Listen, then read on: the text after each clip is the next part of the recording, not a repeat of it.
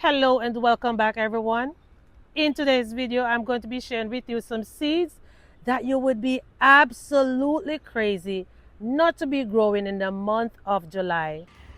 First up on my list are my garden beans, and the reason why I chose the garden beans is simply because I have been growing them for over a month now.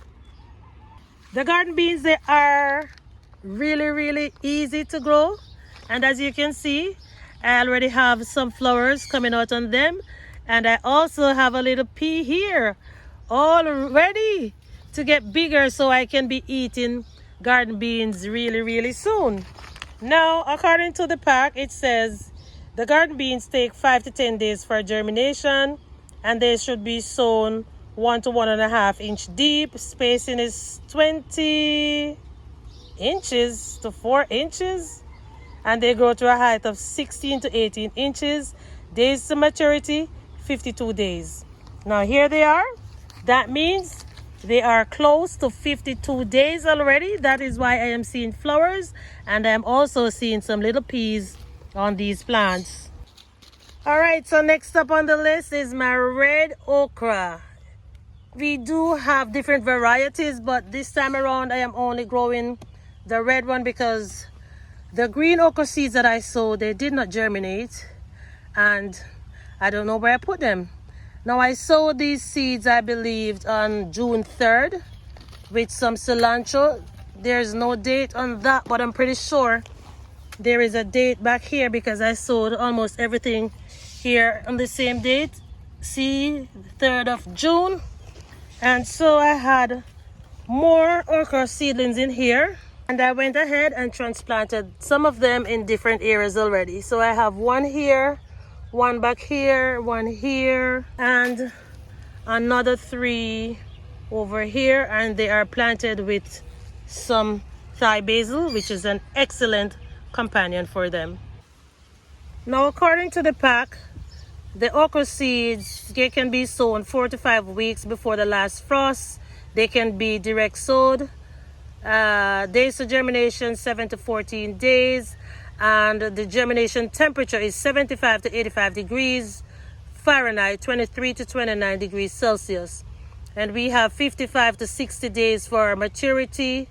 And they can be grown to they should be spaced 12 to 18 inches apart, and the plant size 6 inches pods. Well, that's what I'm seeing right here.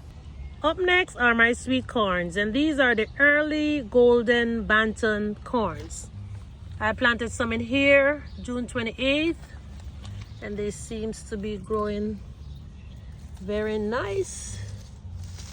Yeah, I also have some more over here, and these are growing well. They're looking good. The last time I planted corns, they were growing very nice until all of a sudden one day I come out, they were all dried up and dead. So now I hope and pray that these will come alive, and I have a lot of space in here to sow some more. So you know what I'm gonna do now? I'm going to be popping some more seeds in here, but let us look at the growing instructions first. It says days to germinate is 5 to 10, and we should sow them at a 1 inch depth. Space them 3 feet 12 inches apart. They grow to a height of 16 to 18 inches. Days to maturity is 75 to 80 days. Now, because these were planted in June, I might get a harvest about late September to October. All right, now I have some kernel in my hand here, and I'm going to, let me see, I did mark this marker 1 to 3 inches, so I'm going to just sink the hole like that. And I'm gonna be popping 2 seeds in each hole, and the reason why I'm doing 2 is for protection. Like, yeah, in case one doesn't germinate, I will have another one coming up.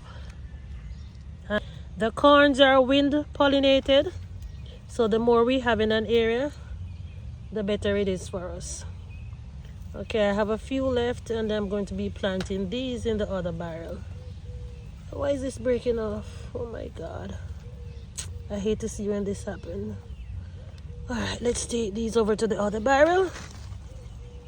And we do have a lot more space in this one. But I'm only going to be sowing the seeds that I have in my hand. I might do a succession planting maybe a week or so later. You know, just because I don't want everything ready at the same time. All right, so that's it. I don't have to water because we're getting a lot of rain. All right, so one of my most favorite fruit to snack on in the daytime or even nighttime is watermelon. And right here I have some sugar baby watermelon that I'm going to try. I did sow a few seeds from a watermelon, from a piece of watermelon that my mom gave me a few weeks ago. The seeds did germinate and they were growing okay, as I said, but for some reason I don't know what happened. So now I'm sowing about 3 seeds right here. And the reason why I'm putting them in this area is because I have the fence right here for them to grow on. All right, so let me get some seeds right now. All right, I have 6 seeds. So I'm going to put 2 in each hole. And I will also be putting some in another barrel at the far end of the garden. And I'm also going to add a marker as a reminder that I planted the sugar babies in here.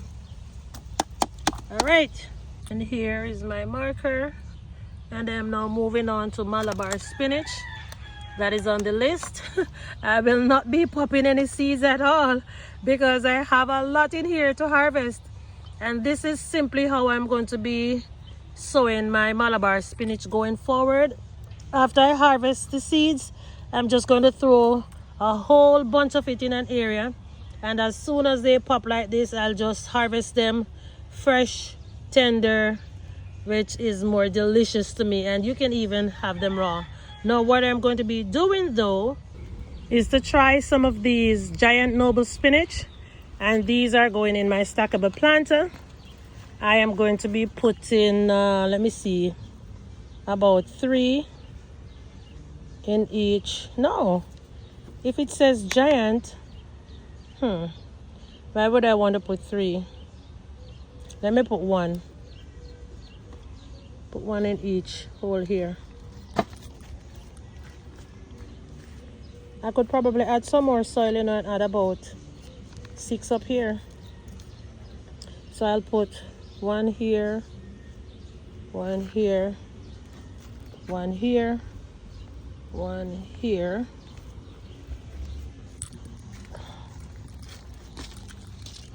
And 1 here. And as per usual for security, I'm dropping 2 in there, should in case 1 doesn't germinate, I know of a surety that I will have another one. And sometimes both of them would not germinate as well. Alright, this one. Alright, so this is not even 1. I'm going to get 2 for that hole. All right, that's it for the spinach. And the soil is very wet, y'all, because it has been raining. Oh, 1 seed fell over there. I'm not even going to move it. So the next set of seeds that I'm going to be sowing is my Detroit dark red Morses strain beets. Now, I have been trying to grow beets from earlier this year. I have not had any success. Well, a few successes. I still have a few growing in this container right here, and I'm pretty sure They are not even bite-sized yet. They are still teeny tiny. I don't know why. Maybe I planted them too early. But here they are.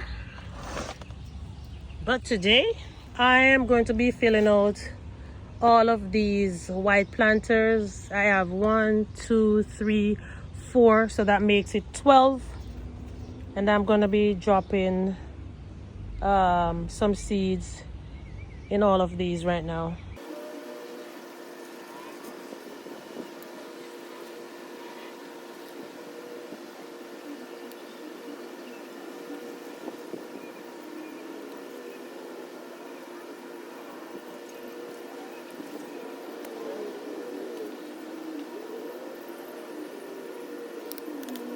I forgot to show you all what the beet seeds look like, and this is how they look.